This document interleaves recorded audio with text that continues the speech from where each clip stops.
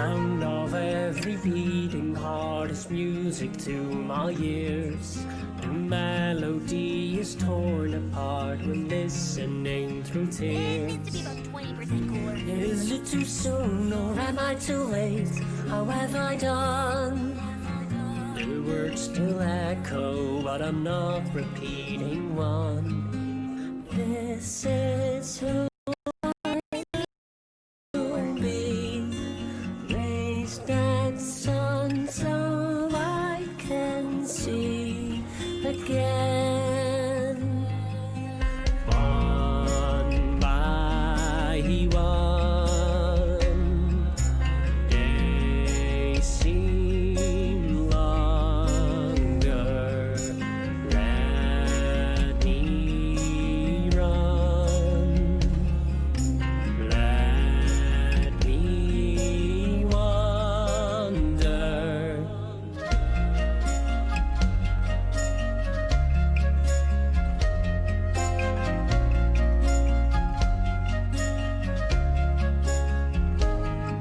I wish to leave it all behind and never to return. And it seems avoiding what is mine is not the way to learn. Ring around the rosy, no one really knows me.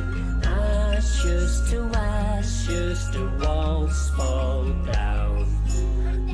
This is who I'm meant to be. I am lost so mentally again. One by one, days seem longer. Let me run. Let me wander.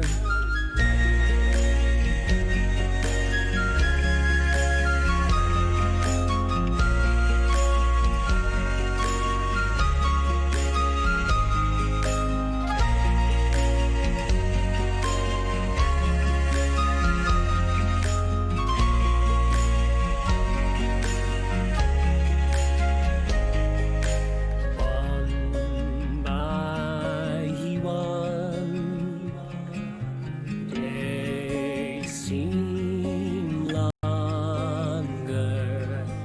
Let me run.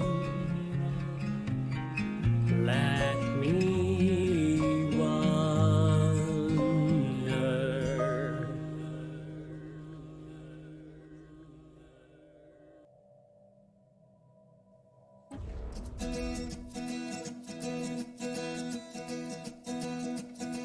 Oh, Roseluck, I think I've been love struck, because I have never felt this way before.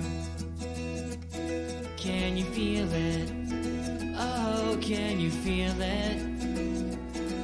This feeling that you cannot ignore.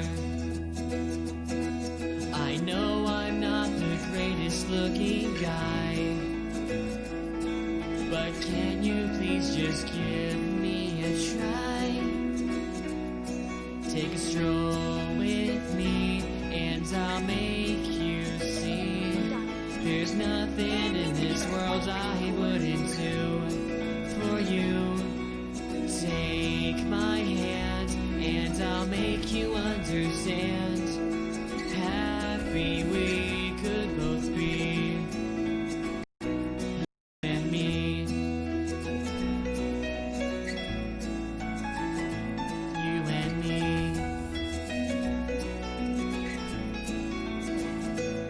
Do you notice? I hope you notice how I would bend over backwards for you. Just face it, come on, race for it. I'm confessing all my love I have for you. I'd understand if you want to shoot me down. but I want to try and make this work somehow. Take a stroll with me, and I'll make you see there's nothing in this world I wouldn't do for you. Take my hand, and I'll make you understand. Happy we could both be. You walk all by yourself each day, which makes me think all the ways how you can dominate my mind. I'm not the best at relationships, but that can change with just one kiss. Let's leave the past behind.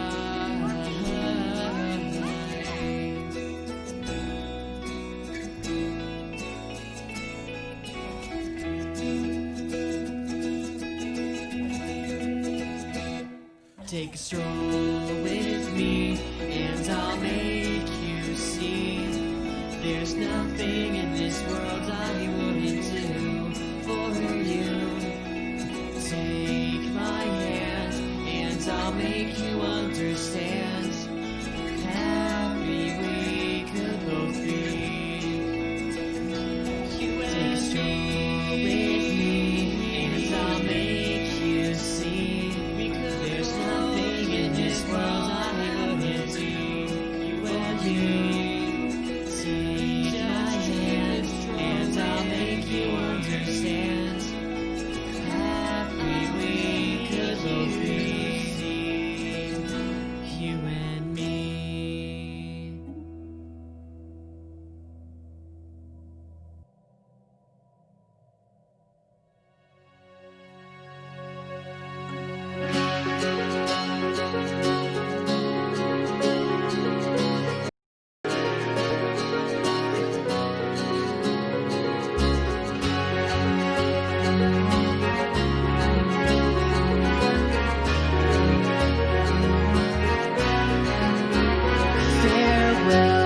To this lucid life of mine, I'll leave it all behind.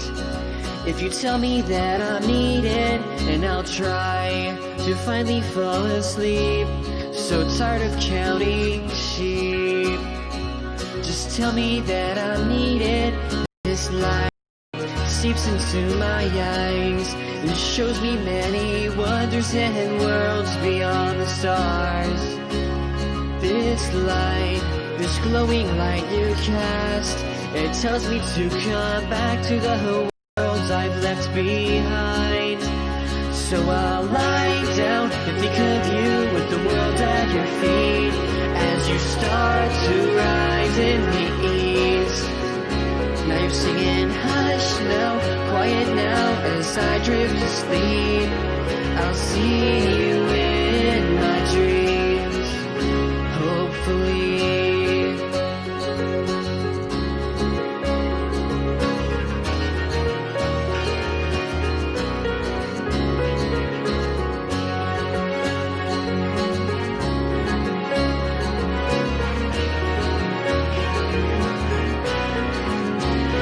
These stars suspended in the sky, I'll watch them shine tonight. Don't tell me that I'm dreaming, and I'll wake to the brightness of the day as my dreams fade away. I swear that I can hear her singing this song that's stuck inside my head, echoing through all of the thoughts around my mind.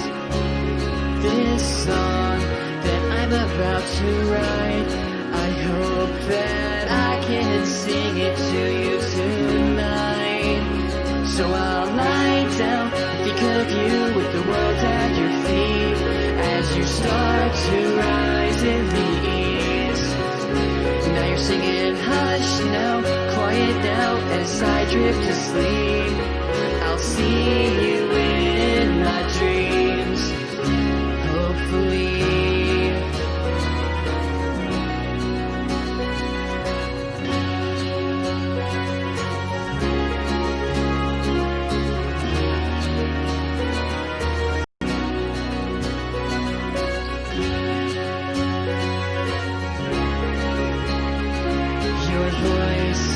lighting through the night. It sweetly sings to me as I start to close my eyes. Your voice, when I hear it tonight, I know that everything will be alright. So I'll lie down and think of you with the world at your feet as you start to rise in the east. Now you're singing hush now, quiet now as I drift to sleep. I'll see you in my dreams, hopefully.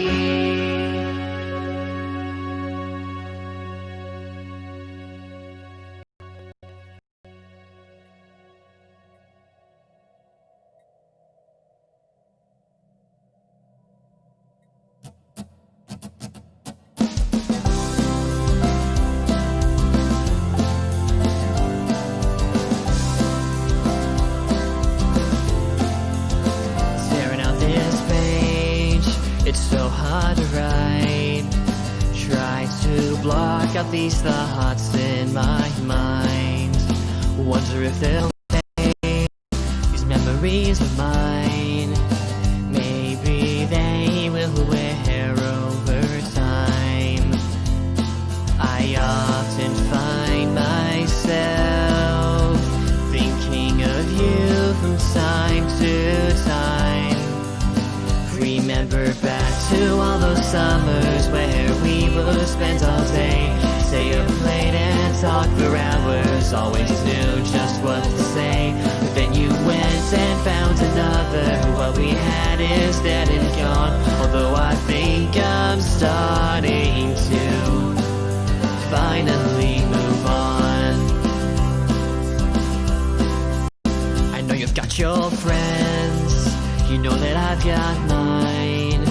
I look forward to seeing them online, but you're never there. I wait for a sign. I just keep telling myself I'm doing fine. I often find myself thinking of you from time to time.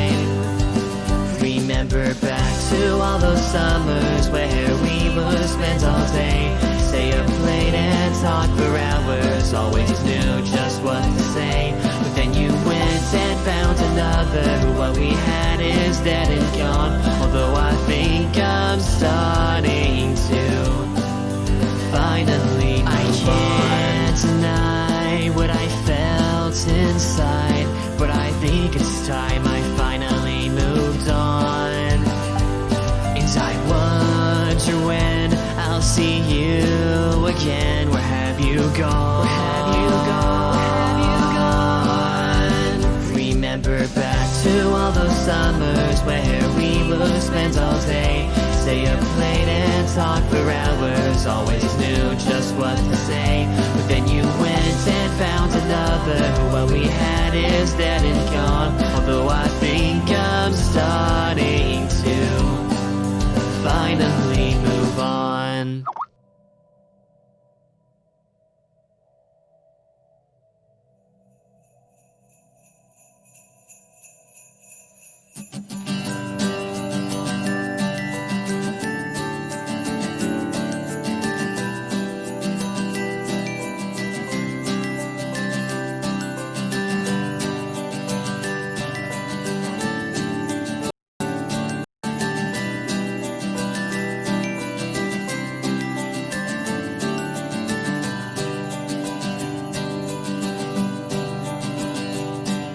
The moon shines across the darkened sky as the snow falls and covers our homes in the night.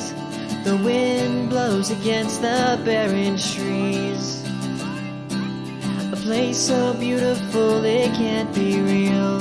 It seems as winter sets in over time, the city comes alive. Sing through the night, eyes shining bright. See the the stars dance across the sky. Bundled up tight, watch the hours tick by. This is how we spend our candlelight nights. The lights illuminate the city streets, dreaming of tomorrow while we sleep. Fires burning brightly in the dark, as ponies sit around them, warming up our hearts. As winter sets in over time, the city comes alive. Sing through the night, eyes shining bright. See the stars dance across the sky. Bundled up tight, watch the hours tick by. This is how we spend our candlelight nights.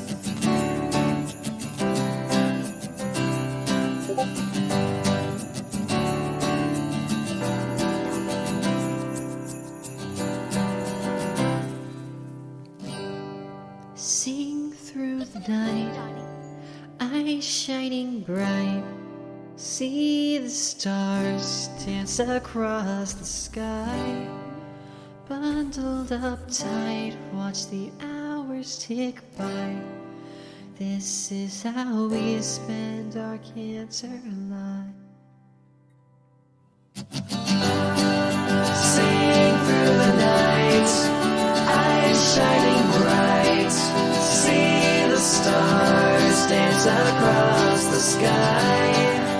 Bundled up tight, watch the hours tick by. This is how we spend our candlelight nights. Sing through the night, eyes shining bright. See the stars dance across the sky. Bundled up tight, watch the hours tick by.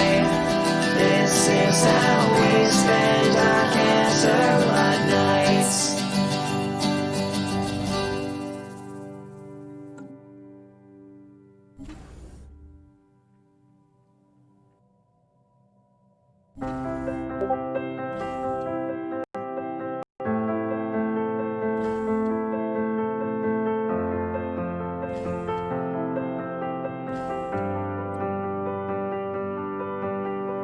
Oh, the days when we were younger. Oh, the days when we were free.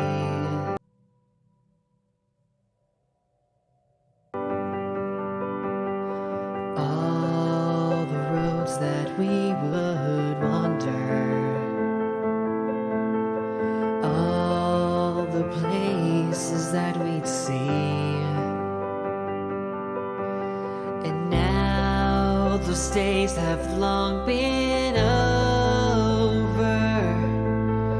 Time is gone and taken them all away. And here I stand with my own sister, waiting to see her on her way. This is goodbye. You've been my whole life, and when you're gone I don't know how I can live, but always know that if you miss me I'll be here. If you need me I'll be anywhere you are. Good luck on your own.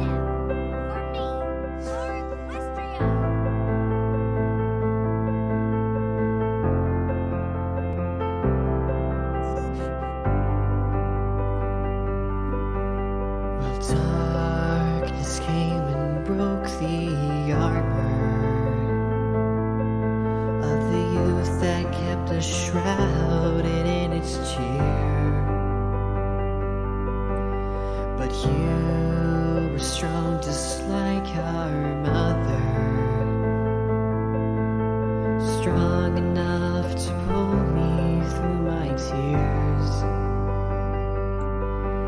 And still I smile every morning when I rise and see you sleeping in the hay. Your laughter rids me of my sorrows. You're the one who brings joy to this old place. This is goodbye. You've been my whole life, and when you're gone I don't know how I can live, but always know that if you miss me I'll be here. If you need me I'll be anywhere you are. Good luck on your own.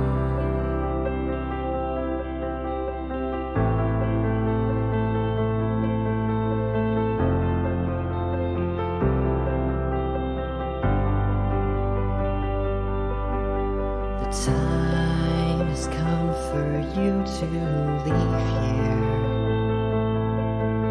and find your way out in the world.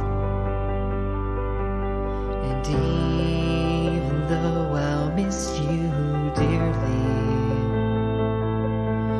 I hope you find what you're looking for.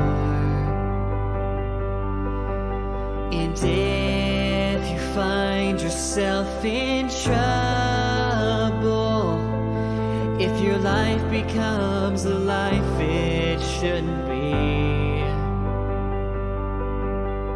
we will keep our front door open. You're always welcome with your family. This is goodbye. You've been my whole life, and when you're gone I don't know how I can live, but always know that if you miss me I'll be here. If you need me I'll be anywhere you are. Good luck on your own.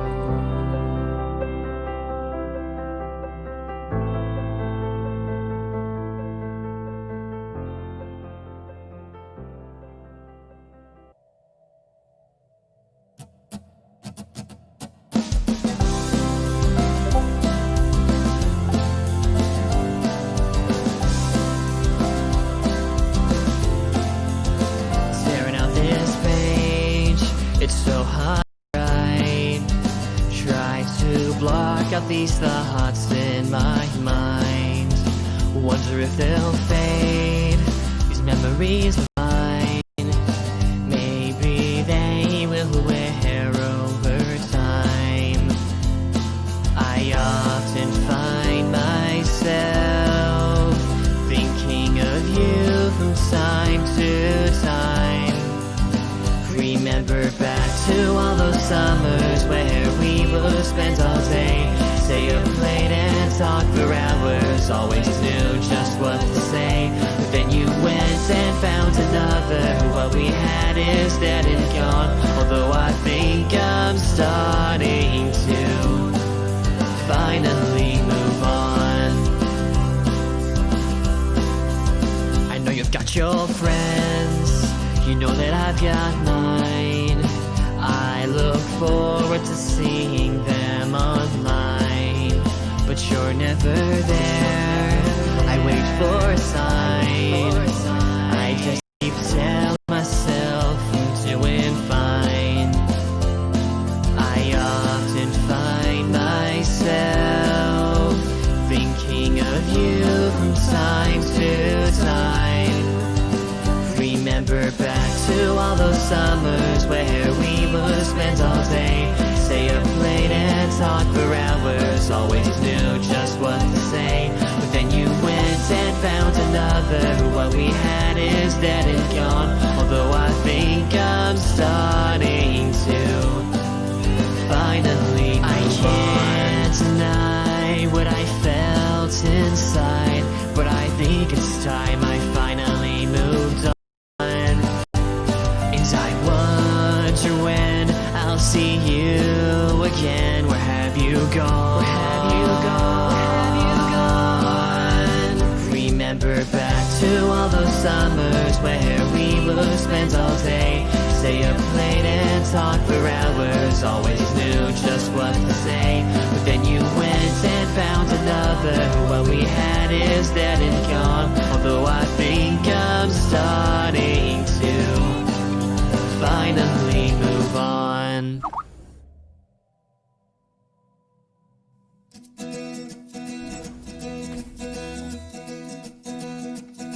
Oh, Roseluck, I think I've been love-struck, because I have never felt this way before. Can you feel it? Oh, can you feel it? This feeling that you cannot ignore.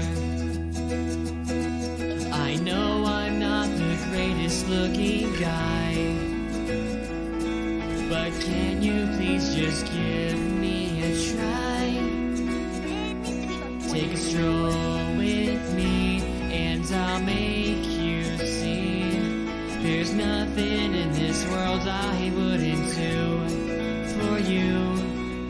Take my hand and I'll make you understand. Happy we could both be, you and me.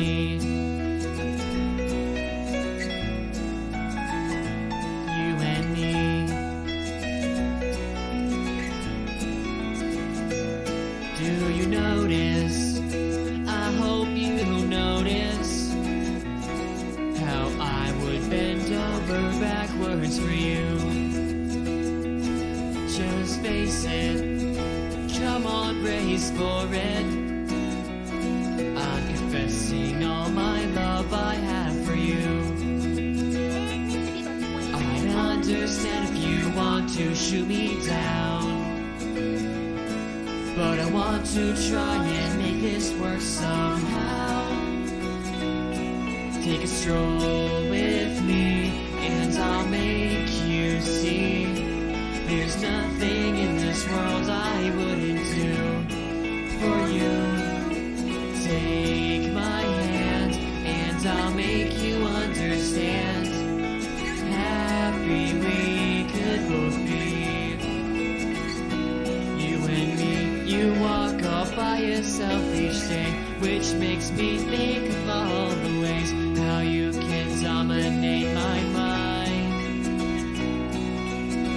I'm not the best at relationships, but that can change with just one kiss. Let's leave the past behind.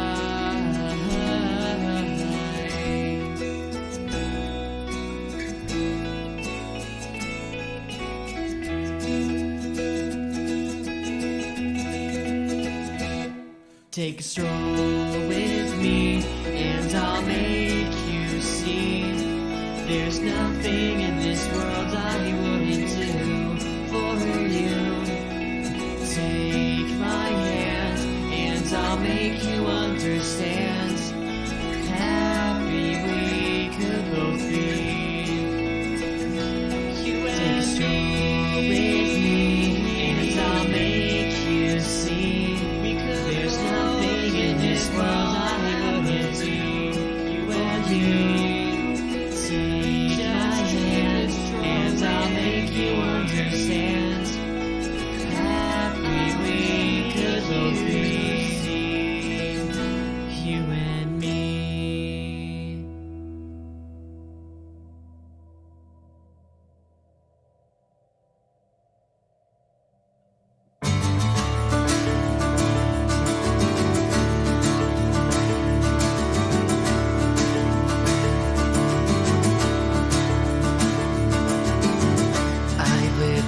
This way, looking forward to each day, hope that I'll make the others see. But no matter how hard I try, they will look into my eyes and say it won't amount to anything. their words mean nothing to me. I'll be the best I can be. I'll travel far and wide to find out who I am inside. Who I am inside. I'm moving on from here, and I swear I will conquer all my fears. Just wait and see what I have in store. You'll soon find out that I am blank no more. Da da da da da da da da da da da da da da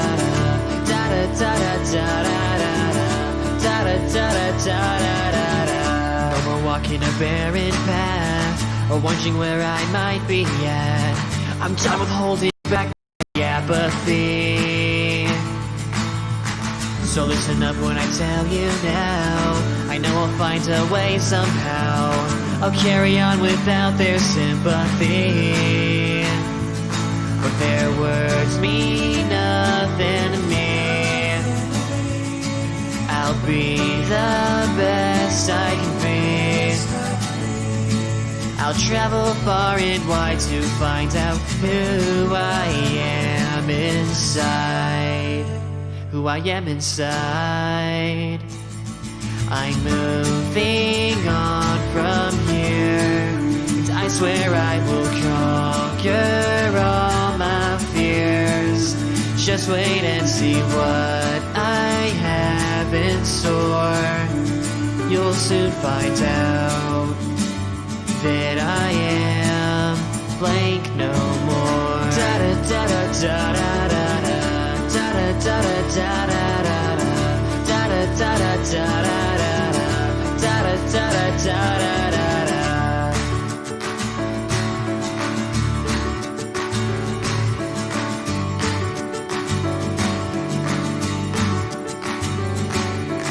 They won't get to me. They can't put me down even if they try. I'll leave them behind. No need to hide. No more running away from all these doubts and fears of mine.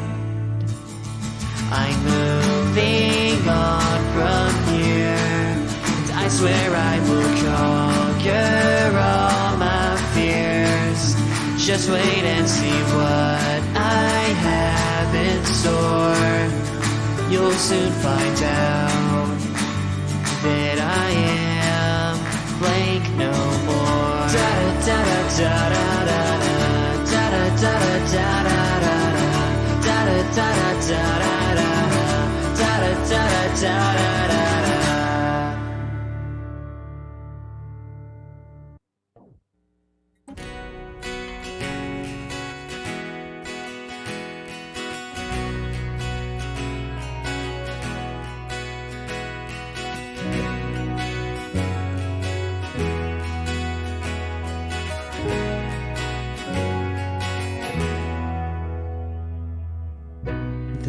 Tears in my eyes,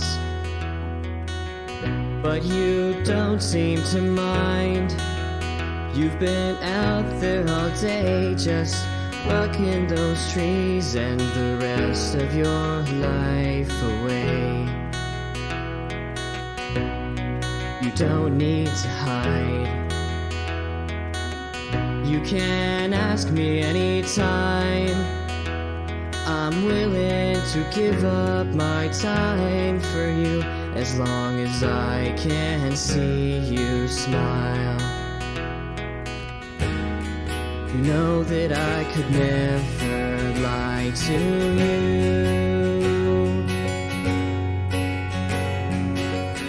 Honestly, why can't you see that I think you mean the world to me?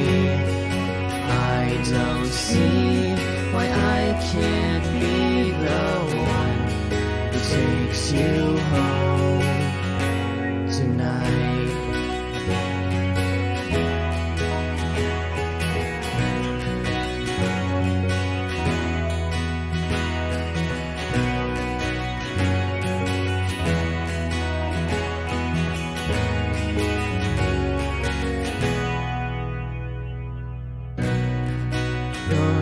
they come,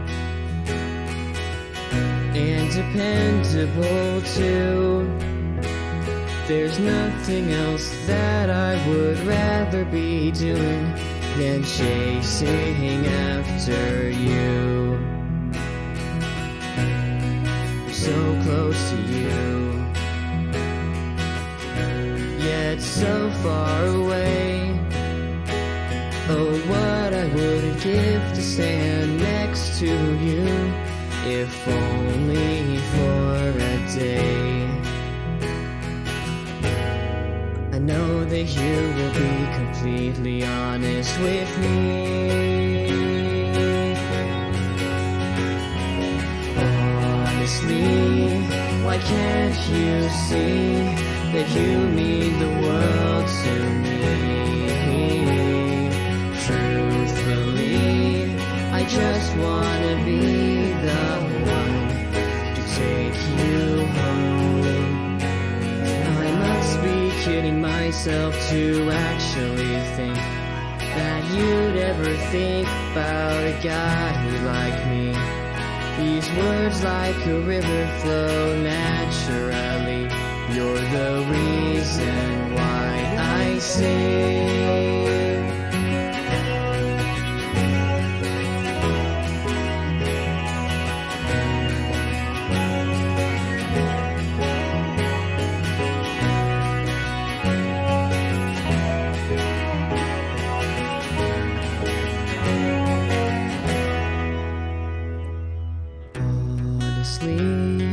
Why can't you see that you mean the world to me? Truthfully, I just wanna be the one to take you home. Honestly, it's hard to think that you could ever love a guy like me. Set my heart free by letting me be the one that takes you home. I just want to take you home tonight. I'd like to be a tree.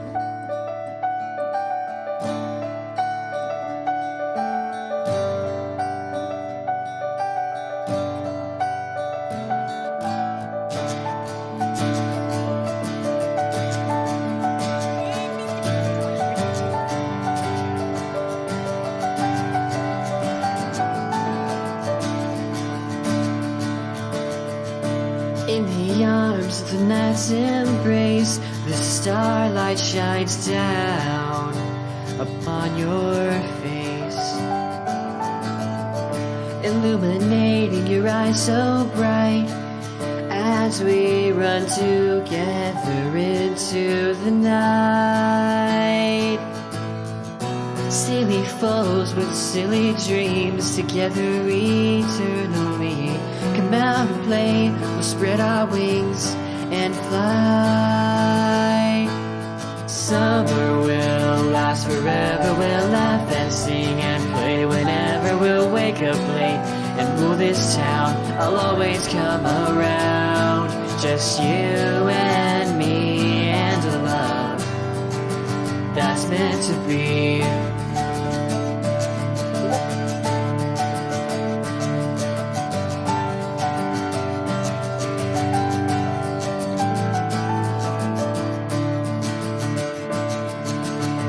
To the sky we both take flight, exploring a world by luna's light.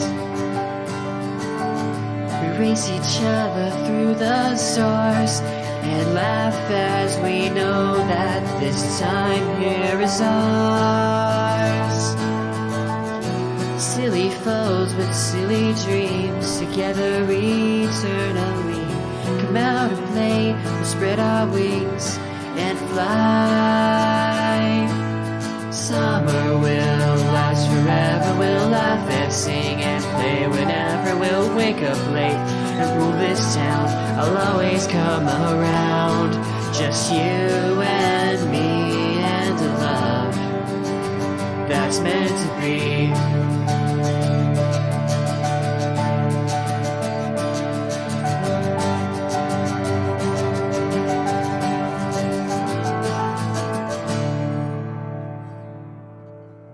Silly foes with silly dreams.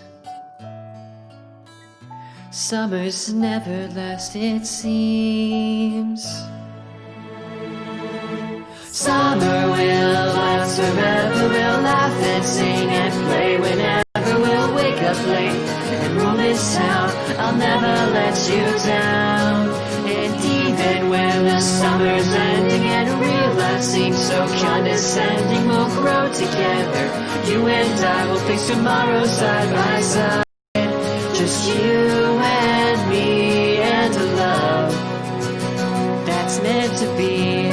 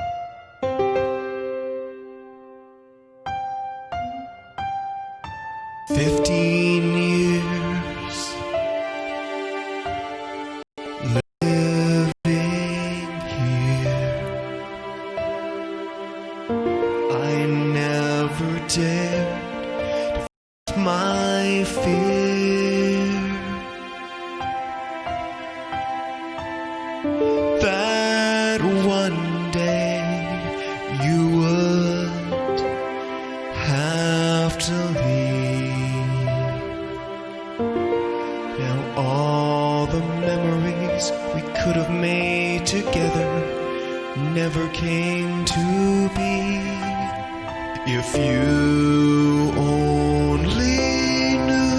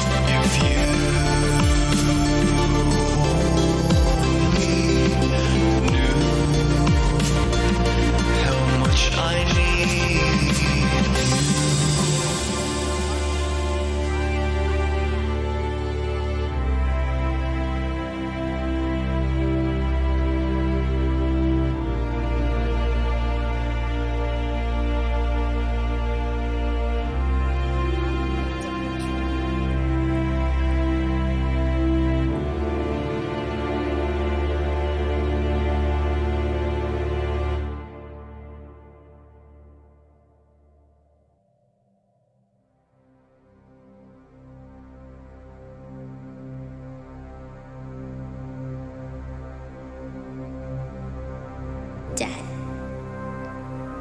for 15 years, you took care of me. For 15 years, you loved me, played with me, and made sure I enjoyed my life. Well, not meant to house me.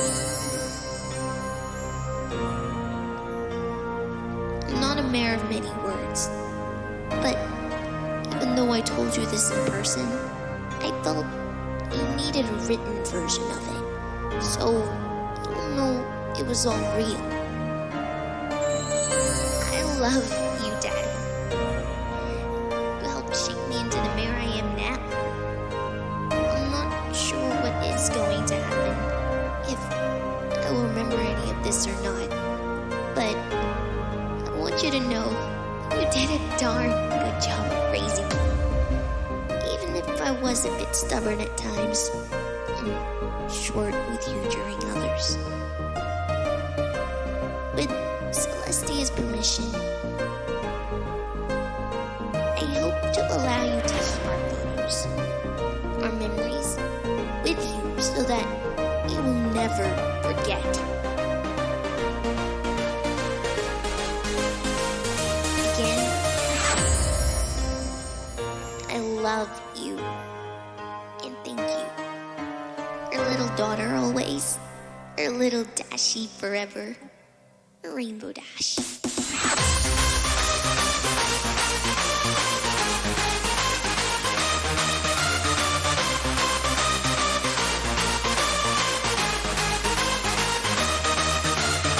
Celestia's permission, I hope to allow you to keep our photos, our memories, with you so that you'll never forget. Your little Dashie forever, Rainbow Dash.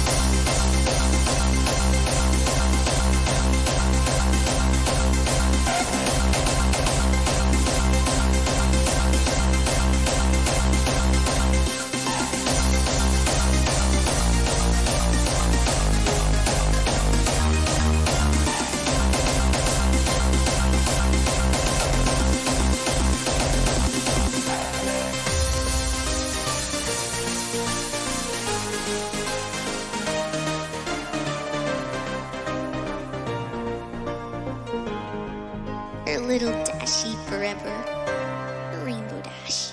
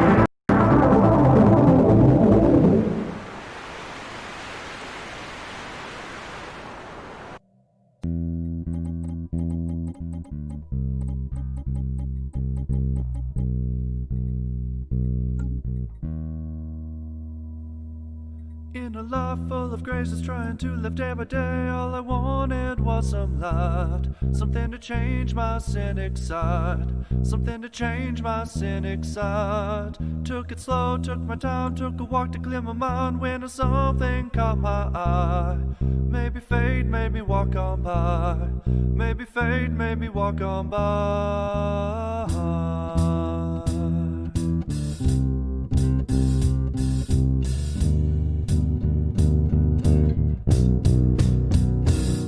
Found a lost little filly on a trip into the city under unforgiving skies. I got lost in rose-colored eyes, I got lost in rose-colored eyes. As my heart exploded twice, I didn't care about the price. I knew I'd never change my mind about this treasure left behind, about this treasure left behind. In rain and blow so risky, I gave all my life away. And you asked me what I learned, and you asked me what I learned. All this time and the things I've done, I've nothing left to say. All the love is what I've earned, all the love is what I've earned.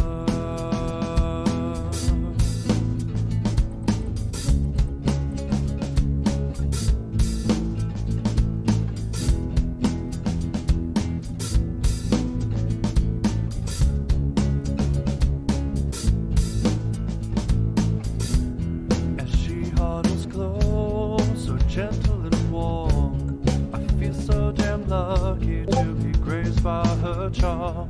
I watch her as she slips into peaceful dreams. I know now forever's not as long as it seems.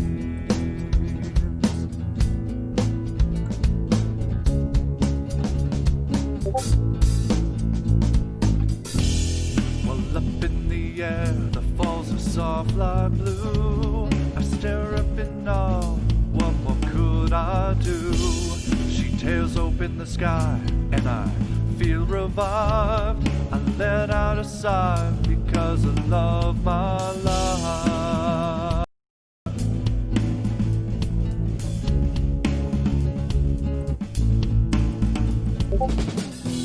She looks at me now with despair on her face. She hits me with questions, how she came to this place. She's hurt and she's scared and confused beyond doubt, but my empty words hurt her more. It's all my fault.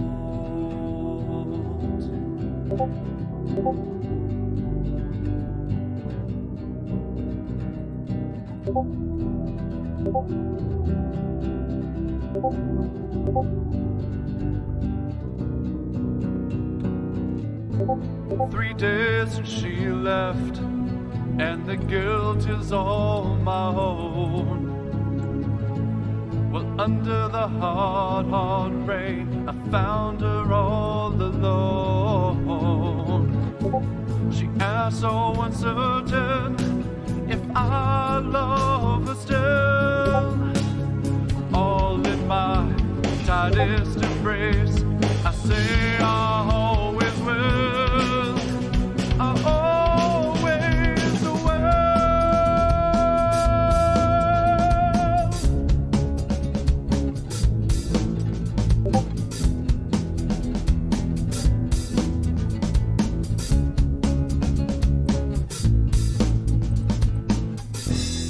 The time had now come for my light to go. Where will she end up next? I don't rightfully know. We said our last loves and our final goodbyes, and we wait for the end with our tear-filled eyes.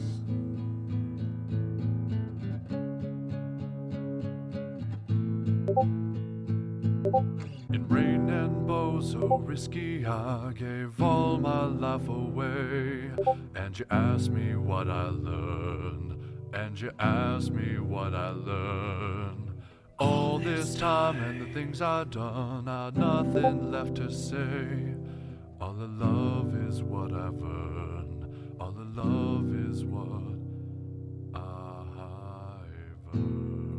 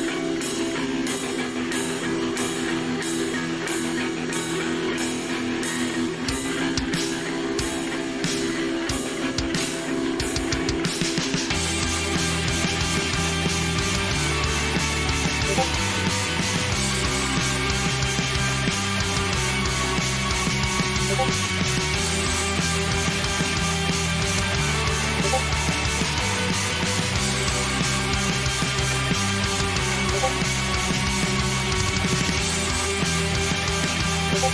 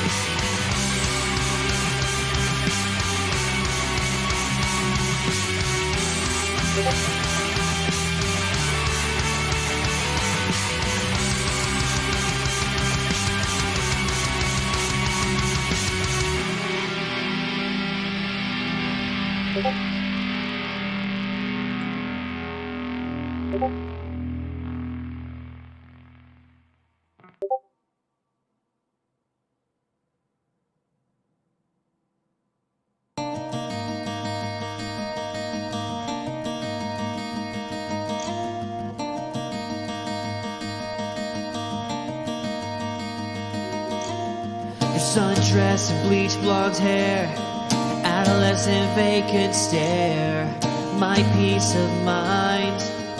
True thoughts swimming in my head, impromptu decisions, late nights in love, foregone conclusions. So tell me what you're thinking of. Just leave me out to dry.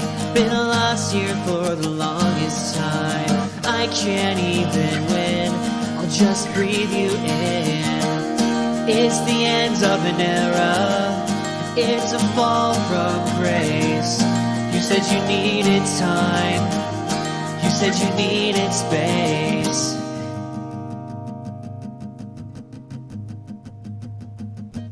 And no simple lie, it's wishful thinking.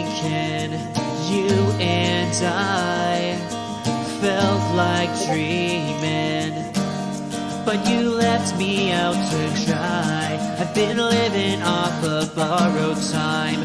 I can't even win, I'll just breathe you in. It's the end of an era, it's a fall from grace. You said you needed time. You said you needed space. You can leave if you wanna, so I will take my place. So in the meantime, can we fade away?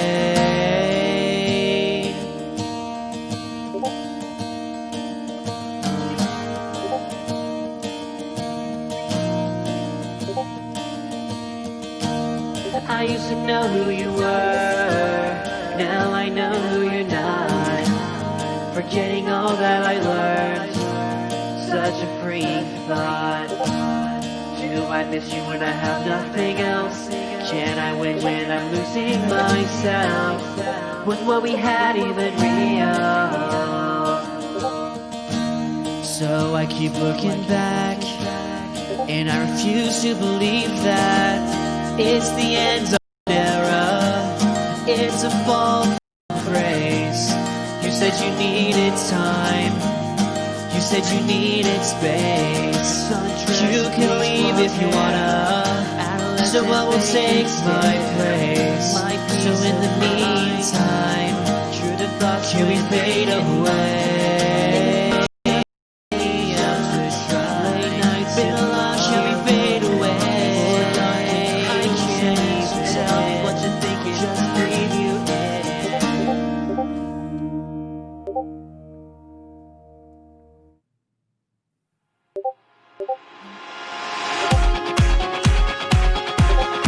Oh, don't you dare look back, just keep your eyes on me. I said you're holding back. She said shut up and dance with me. This woman is my destiny. She said ooh, shut up and dance with me.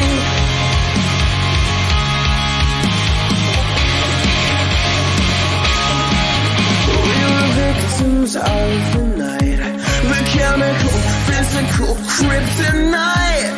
Helpless to the face and faded light. Oh, we were born to get together, born to get together. She took my arm, I don't know how it happened. We took the floor and she said, don't you dare look back, just keep your eyes on me. I said you're holding back. She said shut up and dance with me. This woman is my destiny. She said ooh, shut up and dance with me. A backless dress and some beat up sneaks. My discotheque Juliet teenage dream. I felt it in my chest as she looked at me. I knew we were born to be together, born to be together. She took my arm, well I don't know how it happened. We took the floor and she said, don't you dare look back, just keep your eyes on me. I said you're holding back. She said shut up and dance with me. This woman is my destiny. She said ooh, shut up and dance with me.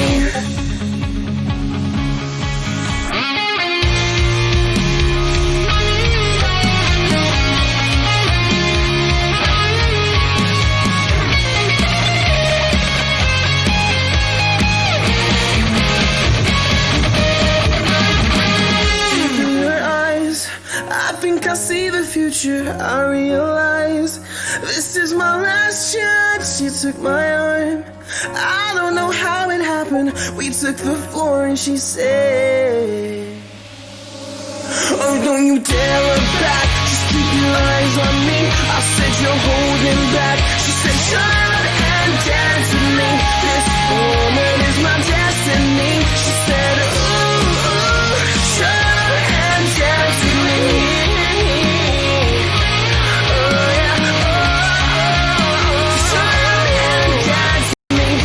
Woman is my destiny. She said ooh, shut up and dance with me.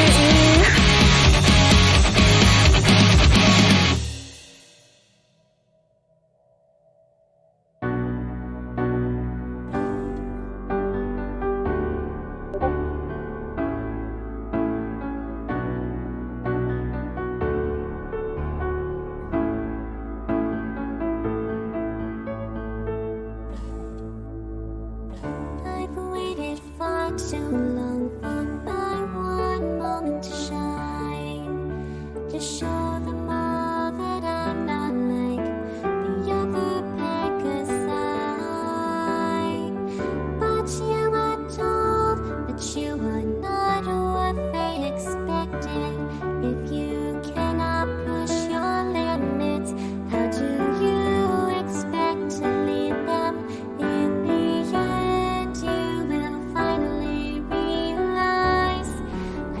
see it in your eyes. Count your stars and all your dreams, and take off to the skies. Shout out all of your doubts, and forget what you've been told. 'Cause this is what it'll take to be wonderful.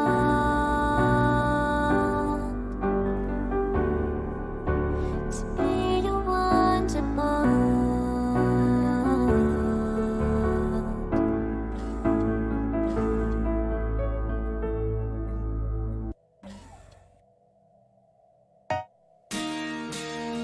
Look at this photograph. Every time I do, it makes me laugh. Every time I do, it makes me laugh. Every time I do, it makes me laugh. It makes me laugh. Every time I do, it makes me laugh. Every time I do, it makes me laugh. Every time I do, it makes me laugh. Oh God. Oh. Every time I do, it makes me laugh. Every time I do, it makes me laugh. It makes me laugh. Makes me laugh. Every time I do, it makes me laugh. Every time I do, it makes me laugh. It makes me laugh. Makes me laugh.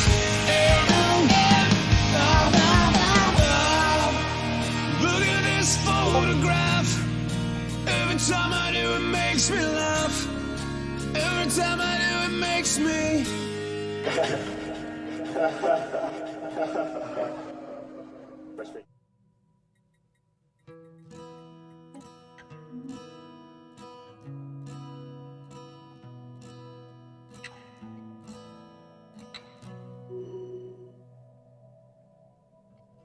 I dreamed a dream in time gone by,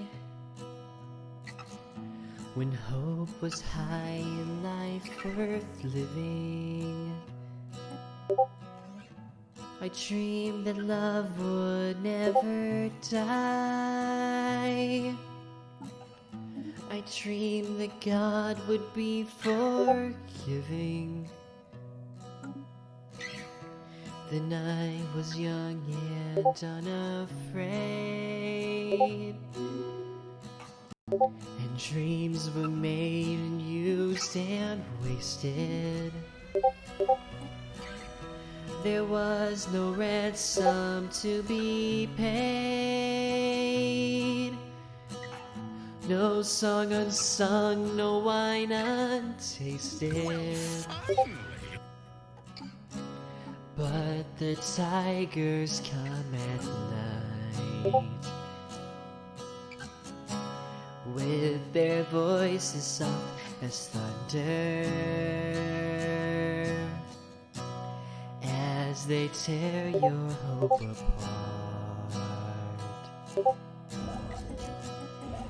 as they turn your dream to shame.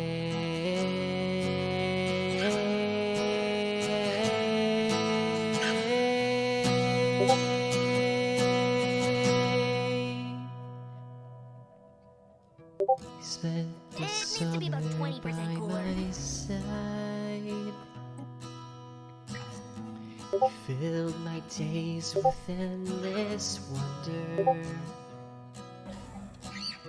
He took my childhood in his stride, but he was gone when autumn came.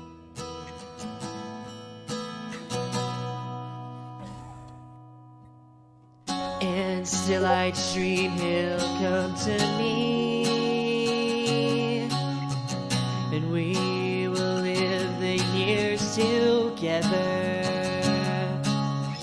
But there are dreams that cannot be, and there are storms we cannot weather.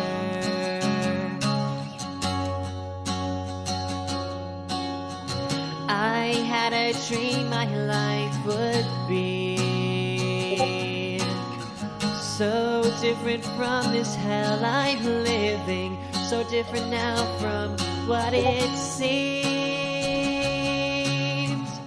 Now life has killed the dream I dreamed.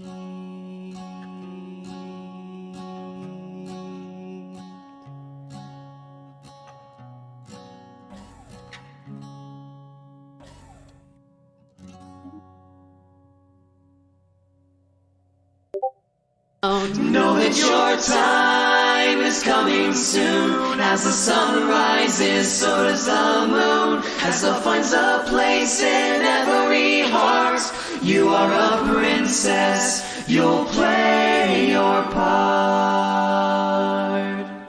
You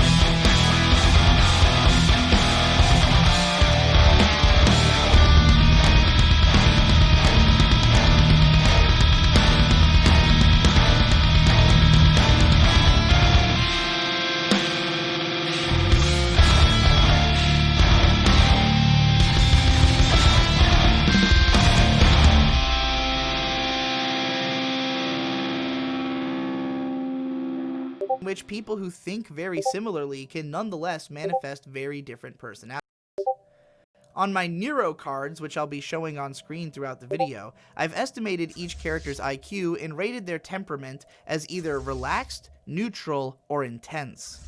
For IQ, I judged characters on their problem-solving abilities and ability to react quickly in a variety of different situations. For temperament, I judged a character's general level of emotional response to provocations. A relaxed person will be very difficult to get a reaction out of, whereas an intense person will have an immediate outward response. We'll be exploring the neurotyping chart in columns, starting on the left with the most lexical thinkers, and moving from the most linear to least linear categories within that column before moving on to the next column, and so on. Category 1, middle managers. Very linear, very lexical. Very linear, very lexical thinkers are the classic idea of the type A anal retentive personality. These people have little patience for nonsense because they need their time just to process the rules which are already in place, and they are obsessed with rules, whether those be the laws of the land or their own conception of the rules of nature. To one of these people, a word which doesn't fit its definition to the letter is an inappropriate word, and anyone using or spelling words wrongly comes off as dumb. Thanks to their very strict view of what is correct and incorrect, these characters tend to find themselves in arguments with less precise communicators often. Middle managers with more relaxed attitudes will likely just blow off and ignore much of what they see as the nonsense coming out of the mouths of their less lexical friends. Lexical thinkers have a tendency to assume positions of authority because of their ability to identify and enforce the rules of a system to the letter. However, being on the far end of the lexical spectrum, these people have difficulty understanding and communicating with impressionistic people, which can make it difficult for them to take up leadership positions that require them to communicate with those people. The spirit of the law is often difficult to capture in its letters, after all, which is why a lot of legal language is written to be deliberately and intricately vague. This is why linear thinking, hyperlexical thinkers tend to be better at enforcing rules than they are at making or understanding rules, hence my titling them as middle managers. For one of these people, the biggest threats to their happiness are getting trapped in a system that takes advantage of them, and their difficulty in communicating with less lexical thinkers. Linear thinkers tend to have a powerful sense of self, since at any given time they define themselves in that moment by their singular ongoing chain of thought, whereas more lateral thinkers may struggle to place themselves within the current moment, instead viewing themselves in terms of behavioral trends or life arcs. But we'll talk more about lateral thinkers when we get to their sections. In order to get the best understanding of how these neurotypes manifest themselves in anime, I find it most helpful to start by highlighting the characters with the highest and lowest IQs in each category, as they show us the extremes of how these neurotypes affect a person's life. Our high IQ characters will be the patron saints of their respective categories, while the lower IQ characters will be the workin' hards. The patron saint of middle management would be Tsunemori Akane from Psycho-Pass. Top of her class and given the highest recommendation for every possible job in government by the government, Akane was pretty much written specifically to be the ultimate Type A personality. It could be argued that her arc over the course of the show is basically just her struggle to understand the conception nearly everyone else she encounters has, that the letters of this world's laws are fundamentally flawed. And in the end, she comes to the conclusion that the spirit of the law, while yet intangible, is something fundamentally different from the current letter of the law, and that she will from now on consider herself loyal to the letters of her own codification of that law. Now, of course, no one's ever been working hard like A-chan from Baby Steps. Right from the start, we are introduced to A-chan as someone who has reached the top of his class in spite of the fact that absolutely nothing about learning comes easy to him, purely because he will just constantly study a subject until he's finally able to grasp it.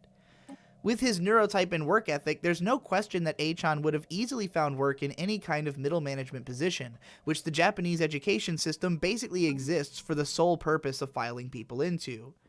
However, to the shock of literally everyone, A-chan, who is so unfit that he can't even jog short distances, develops an interest in tennis. And as soon as his coach is able to show him that tennis is a game which can be played hyperlexically, he becomes totally enthralled with it. If A-chan had a more lateral mind, he'd be able to interpret a lot more of the sensory data which he takes in while playing a match during the course of play. But because he's such a linear thinker, it takes all of his concentration just to be able to react in the heat of the moment. Only after poring over what he saw in extensive detail can A-chan get a firm grasp on what just happened and start trying to compare it against previous notes. But because he has to be able to do at least some of this on the fly in order to make adjustments to his play over the course of a match, he goes straight to his notebook after every play, draws out the trajectories of every pass, and takes as many notes as he can before he has to go back. A-chan shows us how even someone with a low IQ can find a way to engage with something which might initially seem totally out of their lane, and that they can potentially advance and find happiness or success even if it takes a lot more work than it would for smarter or better fit people. Another lower IQ character in this category is Utena Tenjo. Utena's personal code of ethics differs from that of the society surrounding her in certain ways, but she very much holds herself and those around her to that code, even though her relative ignorance makes her easy to manipulate by smarter thinkers of all categories. Middle managers with average IQ are extremely common in anime, most often as somewhat stereotypical nagging girlfriends. The nagging girlfriend archetype in any culture essentially represents that culture's platonic ideals. It's a person who demands that the main character, who is usually neurally unfit to fulfill that society's ideals, become more like those ideals. Since Japanese society is very lexically driven, characters like Yoko from Gurren Lagann, Kagome from Inuyasha, Steph from No Game No Life, Winry from Fullmetal Alchemist, Kaname from Fullmetal Panic, Misty from Pokemon, and of course Chiri from Sayonara Zetsubo Sensei are all highly critical of risky behavior, annoyed by egotism, and of course in love with their man's mysterious, unplaceable charisma for a reason that's always out of grasp. If you put this character type into a group of girls, they fulfill a similar straight man role, as in the cases of Mio from K-On! Or Kagami from Lucky Star. Guys with personalities like this will have their friends asking, "What are you, my wife?" all the time. Jet Black from Cowboy Bebop is probably the only guy structured enough to keep a hold on Spike. Shinpachi tries his damnedest to do the same for the crew in Gintama, but he's trounced by the fact that his companions are just more intelligent. Roseyu's dedication to data nearly led him to shoving humanity back underground in Gurren Lagann, but luckily risk-takers prevailed. Some higher IQ characters in this category would be the likes of Nodoka from K-On! Or Lawrence from Spice and Wolf, who tend to be lacking in imagination on their own, but are smart enough to recognize when someone else's less lexical abilities might be useful. Category 2. Brooders. Fairly linear, very lexical. While similar for the most part and kind of hard to distinguish from the previous category, especially when we're talking about anime characters who tend to be presented with more extreme personalities, the distinguishing factor of a less linear thinker would be their ability to step outside of themselves, granted to them by the increase in number of simultaneous trains of thought. People in this category make for good doctors, lawyers, and killers, because of the increased distance they can put between themselves and their actions or the consequences thereof, while still functioning in highly lexical contexts. The patron saint of brooders is undoubtedly Light Yagami from Death Note. While the distance he puts between himself and his actions eventually allows him to stomach his own sickening power, once he's convinced himself that the letter of his law is the right one, nothing can stop him from putting the world into his version of order. Spending so much time embodying this separate conception of himself which he develops to fulfill his godly role eventually causes that version of his personality to become his real one, as more lateral thinkers continue finding their way towards boxing him in. The brooder who's working the hardest is good ol' Mob from Mob Psycho 100. Not unlike A-chan, Mob tasks himself with a physical challenge outside of his wheelhouse, although since he lacks a coach who can easily help him to understand how to make progress with his exercise, it remains a slow and difficult slog. While Mob is like Utena in that his adherence to what he sees as the rules makes him easy to manipulate by anyone creative enough to make up the rules for him, he is somewhat more mysterious in that he seemingly internally has doubts about the things others tell him, but goes along with them anyways, and learning to listen to that doubtful, more honest side of himself and bring it to the forefront is a major part of his arc. I think Kiki from Kiki's Delivery Service is a similar, possibly somewhat more intelligent character, though it's hard to say since she's even younger. The reason I call these characters brooders is that whereas their chain of thought is very lexical, their ability to think multiple things at the same time means that their outward and inward personalities can differ from one another, and as such they tend to do more of their thinking on the inside and to verbalize only their conclusions. You'll be more likely to hear these characters speaking often if they are more intelligent and able to come to conclusions quickly. Some quieter characters of this type are the likes of Hiei from Yu Yu Hakusho, Kiritsugu from Fate Zero, Jin from Samurai Champloo, and Sasuke from Naruto. While these characters often have just as many contentions with the seemingly illogical statements of the people around them as middle managers do, they are more likely to keep those feelings internal until confronted. More talkative characters of this type include Nami from One Piece, Ryuk from Death Note, and Arima from Karikano. These characters are almost just as self-assured as their more linear counterparts in the middle management category, but again, their ability to step back from themselves gives them a chance to be a bit more self-aware and to humor perspectives outside of their own under the supposition that they put their own standpoint on hold for a moment. Category 3. Technicians. Fairly lateral, very lexical. Technicians are one of the more common types of characters found in anime, likely because many fans and creators of anime fall into this category. Technicians are usually thinking about a few unrelated things at once, but they still very clearly understand those things in lexical terms, which makes them great for jobs that involve keeping track of huge amounts of data in service of developing a greater whole, such as coding, accounting, and even most styles of animating, given it requires drawing the same thing over and over with slight variations while keeping track of how they affect the whole of the cut. Anime's patron saint technician is Makise Kurisu from Steins Gate. Her high IQ and fairly lateral thinking make her able to understand new concepts extremely fast, as long as there is a clear lexical justification for those ideas. Not unlike the bossy middle managers we talked about before, the most difficult thing for her to deal with is the nonsense logic of a less lexical, lower IQ, and even more lateral thinker like Okabe, but we'll get to him later. Tosaka Rin from Fate Stay Night is kinda the same type of thinker, but for magic. I wasn't able to find a popular anime character that I knew well enough to put in the lower IQ section of this category, but if I had to name a technician who's most certainly working hard, it would be Kobayashi from Miss Kobayashi's Dragon Maid. Kobayashi is one of the most realistic and eminently relatable anime characters around, and I have to imagine that her day-to-day life and way of thinking is about as accurate to the real-life experience of the average technician as anime has ever gotten. Similarly, Kugiyama from Genshiken would most likely fall into this category. Technicians fill a lot of interesting roles in anime thanks to the vast array of situations they see themselves applied to. Ginko from Mushishi is essentially a traveling technician solving problems with nature spirits. Rimuru from Tensura uses his technological prowess to fix monster society in the world that he gets isekai'd to. Ritsuko from Evangelion and Liron from Gurren Lagann need their lateral thinking abilities just to keep up with the data outputs and repairs for all the giant robots they have to oversee, as do many other anime scientists, while Blackjack is sort of the ultimate doctor thanks to his lateral mind. Killua from Hunter x Hunter is a sort of murder technician.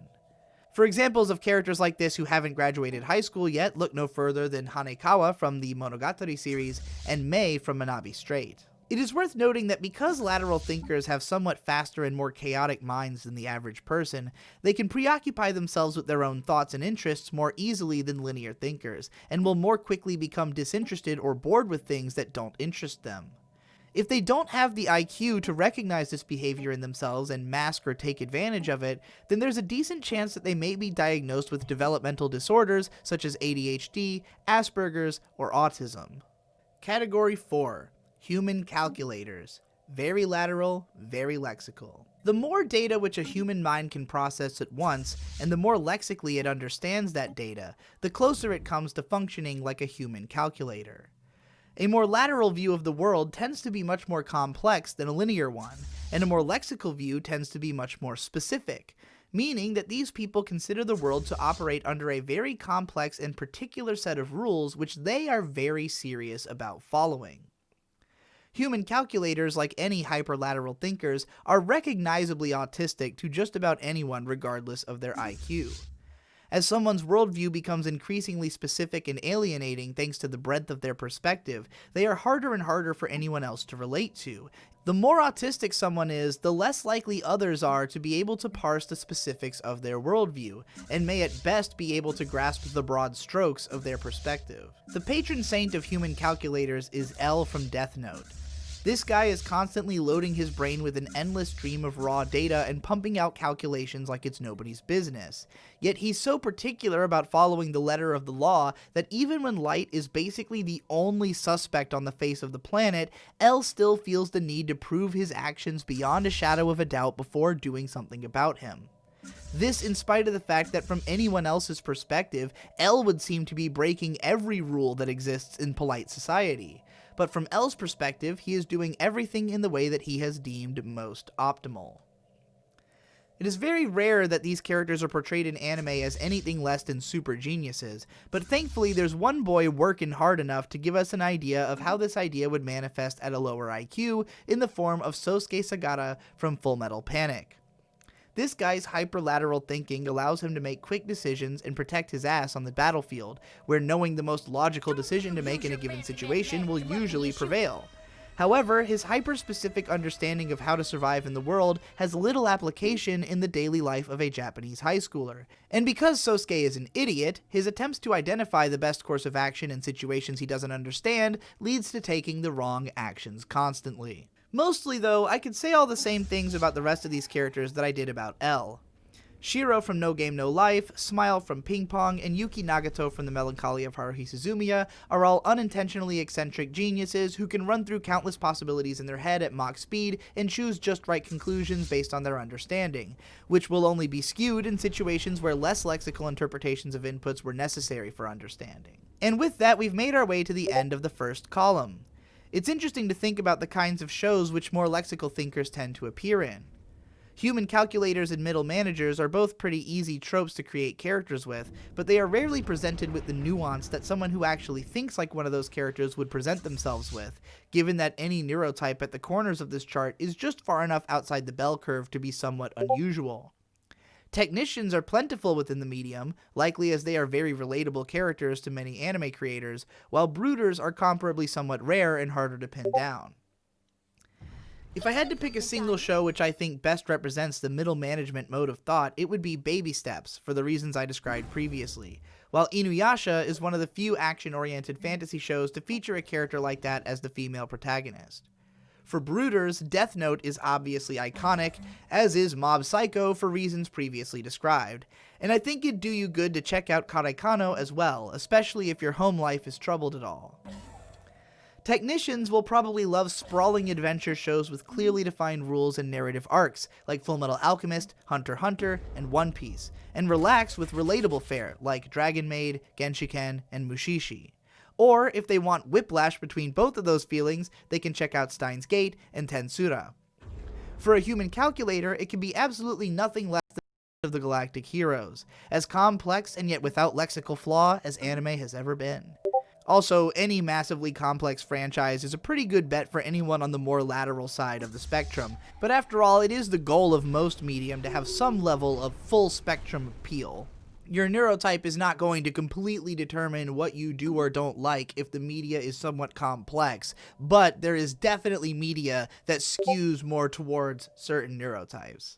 If you feel like you relate to one of the characters we've talked about so far, and you're wondering if you can find any anime YouTubers that might satisfy your type of thinking, then I have some suggestions.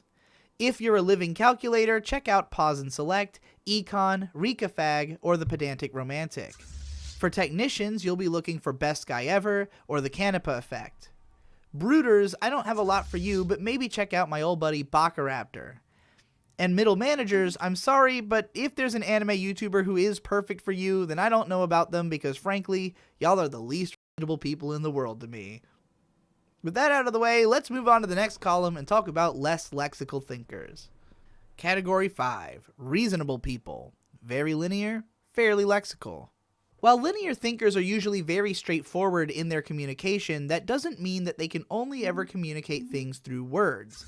In fact, I would argue that the human brain was fundamentally designed to be able to understand things without the use of language. Lexical thinkers aren't incapable of harboring impressions somewhere within their minds, but those impressions lack any concrete sense of meaning to them until they are able to be codified somehow. Reasonable people, on the other hand, while still mostly relying on language to communicate, are more capable of listening to their gut and considering the validity of ideas to fully codify, even if they may continue working towards codification. While it's hard to find a character like this with an especially high IQ, there's no doubt that the category's patron saint is Saitama from One Punch Man. Compared to the extreme personalities surrounding him, he is almost serenely placid and perfectly reasonable towards most circumstances and people. You could even say it's like his superpower, besides being One Punch Man. Whereas middle managers almost never get to be the stars of action-adventure series, reasonable people are fairly popular as older teen protagonists in shonen manga, and none is working hard like Yusuke Urameshi, who's just a regular, reasonable guy constantly beset by the unreasonability of the world around him, and since he lacks the intelligence to deal with things rationally, he spends a lot of time pissed off, confused, and flailing in the dark. But after years of learning, training, and taking responsibility, he becomes a big damn reasonable hero. Similar things could be said of Ichigo from Bleach, Chihiro from Spirited Away, or even Hikaru from Macross. These characters can play great supporting roles to less reasonable or more lateral characters as well, as do Zoro from One Piece, Naotsugu from Log Horizon, Jigen from Lupin III, and Azusa from K-On! In Genshiken, part of the joke is that Saki Kasukabe is this type of person, but is made to seem unreasonable from the perspective of the unreasonable people surrounding her. Category 6, caretakers, fairly linear, fairly lexical. The 4 categories in the center of the chart are inevitably some of the rarer ones to find in anime simply because it is almost required to employ some nuance in their characterization to keep them from coming off as more fringe personalities. When I first created this category and called it caretakers, I initially second-guessed the classification, thinking it too specific, and yet every anime character I could find who fit this category could also perfectly be described by the word caretaker in some sense, which either means that it's the only context anime has found to employ this neurotype, or that people of this neurotype are just intrinsically predisposed to caretaking roles. Considering their placement on the chart, it kind of makes perfect sense, because they're in the best position out of any neurotype to be able to understand people of the largest different number of other neurotypes, and to help organize and codify those people's ideas. They can step outside of themselves thanks to their more lateral thinking, and they are understanding of impressionistic ideas because they aren't purely lexical thinkers themselves.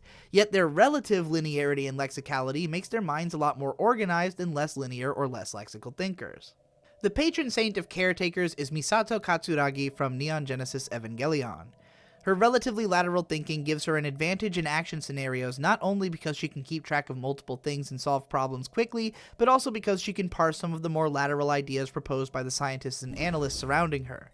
She also has some complex, non-lexical feelings that she very much doesn't want to talk about, and as such she can be empathetic towards the extremely impressionistic attitudes of the young people surrounding her. In the end, she ends up playing dead mother to basically everyone. While I wouldn't consider him to have a below-average IQ, Takasu Ryuji from Toradora is most definitely working hard.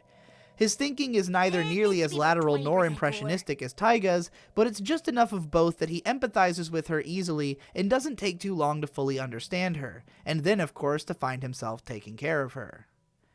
Depending on their temperament, caretakers can range from gentle-hearted but stern-willed characters like Fate from Nanoha, Haru from Beastars, Asuna from Sword Art Online, Brock from Pokemon, and Shirayuki Hime, to more sarcastic, begrudging caretakers such as Kyon from Haruhi, or any of the main guys in Air, Clannad, or Canon. Category 7. Quick-witted.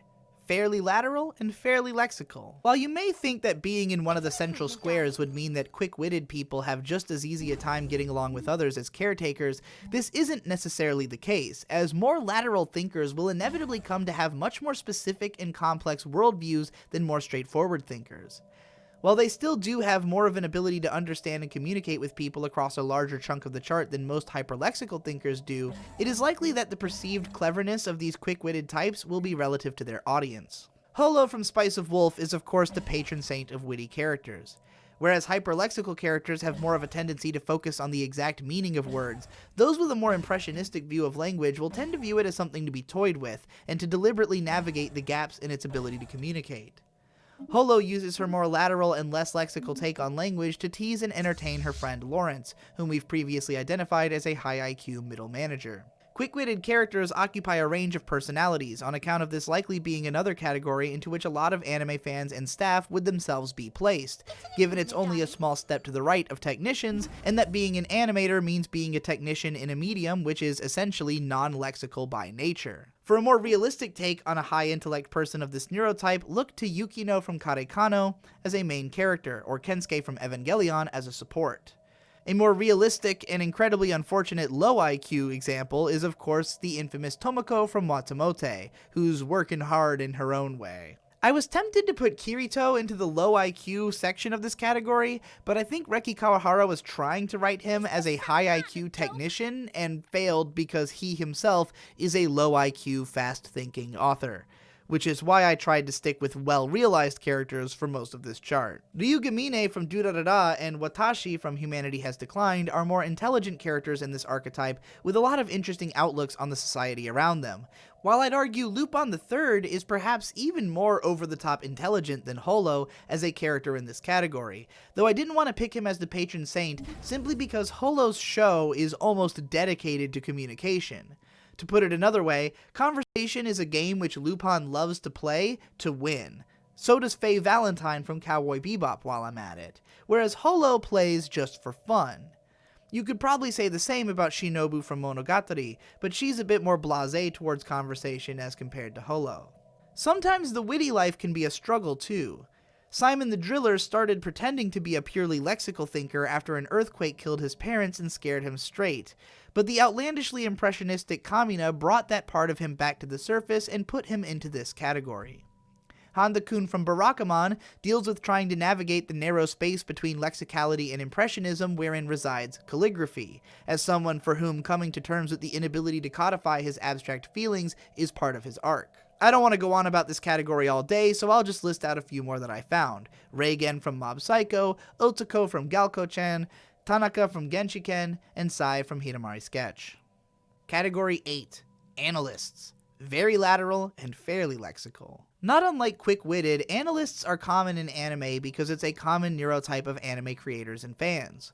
While a lot of these people may feel like human calculators with the sheer amount of information constantly bouncing around in their heads, most people aren't quite as hyperlexical as the people we talked about in the previous column, especially if they are, again, interested in an inherently somewhat non-lexical medium.